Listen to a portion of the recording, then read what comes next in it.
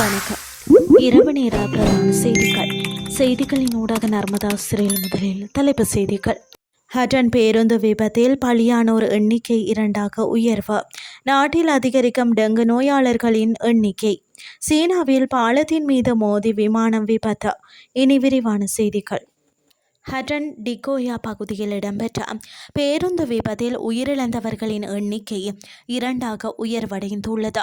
கடந்த புதன்கிழமை டயகமவில் இருந்த போடேஸ் வழியாக கட்டன் நோக்கி பயணித்த தனியார் பேருந்து ஒன்று டிகோயா பட்டல்கல பகுதியில் வீதியை விட்டு விலகி சுமார் 25 அடி பள்ளத்தில் விழுந்து விபத்துக்குள்ளாகி இருந்தது. இந்த விபத்தில் படுகாயமடைந்த சுமார் 34 பேர் உடனடியாக அருகிலுள்ள கிளங்கன் ஆதார மருத்துவமனையில் அனுமதிக்கப்பட்டனர். முன்னதாக இந்த விபத்தில் பலத்த காயமடைந்திருந்த அக்கரப்பத்தனை வெவர்லி பகுதியை சேர்ந்த ஒருவர் சிகிச்சை பலனின்றி உயிரிழந்தார்.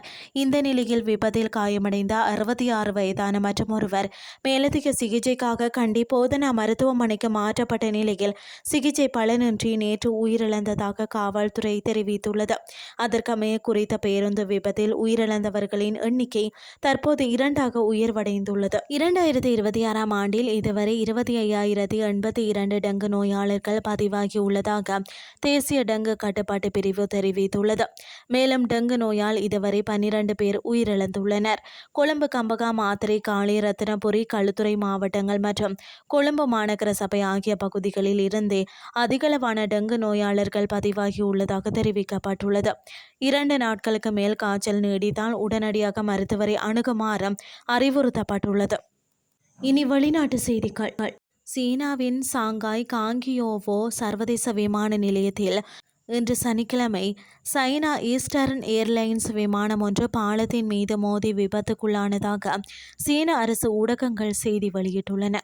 விமானத்தில் இருந்த அனைத்து பயணிகளும் பாதுகாப்பாக இருந்ததாகவும் ஒழுங்கான முறையில் விமானத்தில் இருந்து இறக்கிவிடப்பட்டதாகவும் விமான நிறுவனத்தின் அறிக்கையை மேற்கோள் காட்டி குளோபல் டைம்ஸ் செய்தி வெளியிட்டுள்ளது. சனிக்கிழமை நண்பகல் அளவில் இந்த சம்பவம் நிகழ்ந்துள்ளது. இந்த சம்பவத்திற்கு வருத்தம் தெரிவித்த விமான நிறுவனம் விமான நிறுத்துமிடத்தை நோக்கி மெதுவாக நகர்ந்து கொண்டிருந்த போது இயந்திர கோளாறு ஏற்பட்டதாக கூறியுள்ளது. விமான பணியாளர்கள் உடனடியாக நடைமுறைகளை பின்பற்றினர். இறுதியில் விமானம் ஜெட் பாலத்தின் மீது பகுதியளவு மோதியது என்று விமான நிறுவனம் தெரிவித்துள்ளது. விபத்துக்கான குறிப்பிட்ட காரணத்தை கண்டறிய அதிகாரிகள் விசாரணையை தொடங்கியுள்ளனர். செய்திகள் யாவும் நிறைவடைகின்றது.